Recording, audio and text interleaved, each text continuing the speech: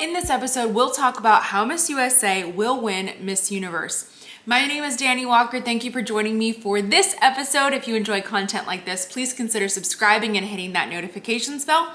And if you want to support the channel in other ways, you can do so by hitting that super thanks button, shopping the merch store, or sharing this episode with a friend.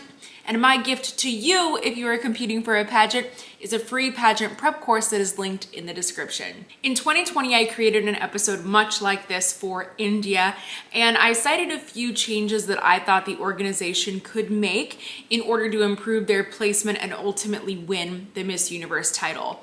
Funny enough, those changes were made, and the next year, Harnaz was crowned as Miss Universe. Now, I would love to see that same type of shift for Miss USA, of course, because that is my home country. So I thought this would be a really fun episode because I think Arbany is such a fantastic title holder, and I think she has a really great chance of winning Miss Universe. First thing, let's talk about interview.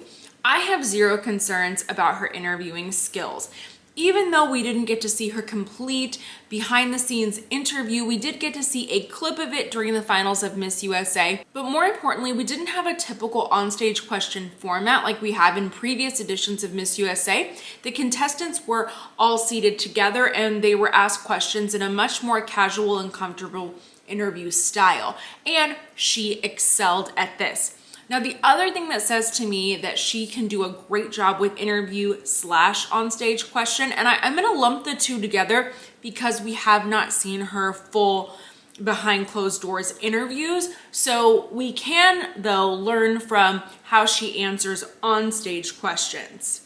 She did a great job at Miss USA answering her onstage question, and she made waves when she won Miss Texas USA because she did a great job answering a highly controversial and polarizing question in regards to abortion, and that's not easy to do. I didn't personally hear that Miss Texas USA answer, but I did hear a lot of people talking about it after she won. So that is one of those little things that made her an early front runner for Miss USA 2022. And I think that if she's kept up that preparation, that it should carry over to Miss Universe. And hopefully it's also going to apply to her closed door interview. The other thing that I think that is important to mention is how she handled herself in media interviews after she was crowned Miss USA. Because of the controversy that was surrounding this year's pageant, she got some pretty tough interview questions, and people were asking her questions in regards to allegations. And instead of ever shifting her tone, looking frustrated or annoyed or sounding annoyed, she took it all in stride and she continued to smile, keep things light, upbeat, and positive. And that is no easy task, especially if we're talking about accusations that might be associated with you or the organization that you're representing. That's tough, and she excelled at that. Let's move on to the swimsuit competition. Okay, so there's a few checks that she is marking off my list right away. The first being hair, makeup. I think it's beautiful. Look at how she competed at Texas. Look at how she competed at USA. Those are my exhibits A and B. Now, body-wise, she's extremely fit. No complaints there, okay? I don't think anybody could really have a complaint about her in that department. Now, the thing that does concern me, though, is her walk for swimsuit. When she competed at USA, she was not a stairmaster. So I think that she definitely needs practice with the stairs in the event that there are stairs at Miss Universe. I think that her walk overall needed to be reined in a little bit so that everything looked very precise and very polished. I know that she has been working with some coaches for her walk, but I also have noticed that it's very heavy in shoulder movement, and that's coming across a lot more like a grand international walk, something we would see there versus at Miss Universe. So my hope for her is that she will really relax those shoulders, maintain that posture. Because if you look at recent years of Miss Universe winners, you will notice that it is not shoulder heavy. In fact, I think that the excessive shoulder movement of Puerto Rico last year is what kept her from moving on in the pageant. I think that that was something that took away from her performance instead of adding to it. Gown is what I cannot wait for, and it is what I have full faith in her for. Let's look at her past 3 evening gowns. Miss Texas USA, beautiful, gorgeous. Before she even won, I saw a clip of her walking in that gown. I was like, who is that? Okay, she looked incredible. And then she also still looked amazing at Miss USA, and we don't always see that. Sometimes contestants have a great state winning gown, and then you're like, well, what happened at Miss USA? So if we look at her preliminary gown though, I especially loved it, and I loved the styling. Oh my gosh. This is probably very much a personal preference, but the color of that green and then that high neck looked very vintage. And then I love that she decided to style her hair up. I thought that was such a great choice. Also, she looks beautiful with her hair styled up. I am really hoping that she is going to bring this hairstyle to Miss Universe. Now, she might not use it for swim, probably not for swim. She might not use it for gown at Miss Universe, but she could use it for interview. She could use it for an arrival look. She can use it for an event, and I'd love to see it. Now let's talk about her finals evening gown. This evening gown, if we look at the full scope of this gown in comparison to all of pageantry, this is a very safe evening gown, but it looked amazing on her. It was gorgeous, it was stunning, it was safe, but oftentimes safe gowns win pageants. So honestly, I'm more of a person like, no complaints there. If it's gonna win and that's your goal is to win, go for it. It's beautiful. If we look at her two gown choices, prelims and finals, I think that she really made the right choice. Obviously, we are looking at things hindsight, and we do see that she did indeed win the pageant. But regardless of that, when looking at those two gown styles, if those were your options, that's how I would have placed them. I would have used the green for prelims and then that gold sheer for finals. It was beautiful. Also, let's keep in mind, she's a designer, so she has her own ideas for evening gown. And if there's something she doesn't like on her own gown, I'm sure she could alter it.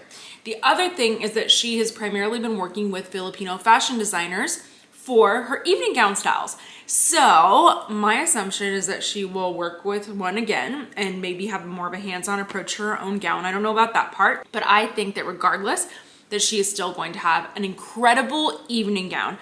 And for all of us longtime Miss USA fans out there, you know that evening gown has been something that has been holding us back. I've talked about this a lot. I was so happy last year when Elle showed up in two Michael Cinco gowns. We're so grateful that Michael decided to sponsor those gowns. Now, unfortunately, Elle did not have much time to prepare. So these gowns were not custom made for her. She chose something that already existed, and there wasn't enough time to add more personal changes to the gown to make them truly suit Elle. So I think that more changes would have needed to be made. Ideally, she would have an actual custom gown. Arbany, though, on the other hand, has the time for a custom gown. So I have great faith in her for evening gown. Now, I want to talk about some specific strengths for Arbany, things that I think that the USA organization has been missing for a number of different reasons. So first, let's talk about how when IMG owned Miss Universe and was directing Miss USA and Miss Teen USA, I think that Miss USA's during that time period were really left in the dust. They did not have the attention that they needed to do very, very well at Miss Universe. Now that being said, we still had placements, but many people online would say that USA only placed because the USA organization was run by the Miss Universe organization. So they were alluding to favoritism instead of saying that our Miss USAs deserved it. A lot of times people said that Miss USA pretty much had a guaranteed placement whether she deserved it or not. Now this year will be different. I still believe Arbany can place on her own merits at Miss Universe, and in this case, people are not going to be able to say that she got that placement because she was Miss USA, because now we have a tie owner of Miss Universe. So that's something really cool. Now, the other thing about Arbany is this. Unfortunately, she is at a very controversial reign, not really because of her fault, because of the organization. Many of you may know what's going on, you may not. I'll catch you up really quick. After this year's pageant, there were allegations from multiple contestants of favoritism towards Arbany. So because of this, the Miss Universe organization suspended Crystal Stewart. There were also allegations of sexual assault that are being currently looked into. We do not have results from that third-party investigation just yet. We are all still waiting on that. Miss Universe decided to suspend Crystal Stewart, who was the president of Miss USA and Miss Teen USA. So during this time, the Miss Universe organization took over the leadership of Miss USA and Miss Teen USA. Now, because of this, this, I really feel like Arbany has just been kind of left on her own and mainly been responsible for putting together her own team and preparation. Now, with many contestants, they probably couldn't handle this, but Arbany is quite different. And when you look at all the contestants that were competing this past year for Miss Universe, I feel like Arbany, very fortunately and uniquely, has a skill set and resources and talents that have best suited her for this unique and controversial year of reign.